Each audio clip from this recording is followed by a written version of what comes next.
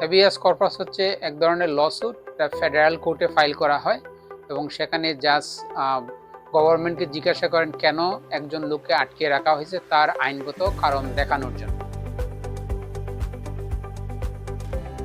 যাদেরকে আইস ধরে নিয়ে গেছে তাদের অধিকাংশই হেভিয়াস কর্পাসের মধ্যে বের হতে পারেন যদি কেউ ম্যান্ডেটরি ডিটেনশন সেন্টারের মধ্যে না থাকেন। ম্যান্ডেটরি ডিটেনশনের কিছু কারণ আছে, সেগুলো হচ্ছে ক্রাইম থেকে শুরু করে আরো ন্যাশনাল সিকিউরিটি, এইসব জিনিসের জন্য কাউকে সরকার আটকে রাখতে পারে, ওটাকে বলে ম্যান্ডেটরি ডিটেনশন ল।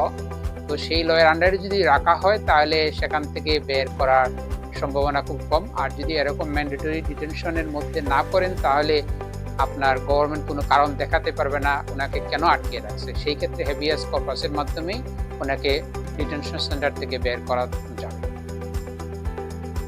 মনির মেরান ল ফার্ম হেভিয়াস কর্পাস করে থাকেন 50টা স্টেটেই। আমরা ইমিগ্রেশন ল 50টা স্টেটে প্র্যাকটিস করি। সুতরাং হেভিয়াস কর্পাস যদি আপনার কেউ যদি ডিটেনশন সেন্টারে আটকে থাকেন তাহলে আমেরিকার যে কোনো স্টেটে আমরা হেভিয়াস কর্পাস ফাইল করে আপনার প্রিয়জনকে আমরা ডিটেনশন সেন্টার থেকে বের করতে পারি।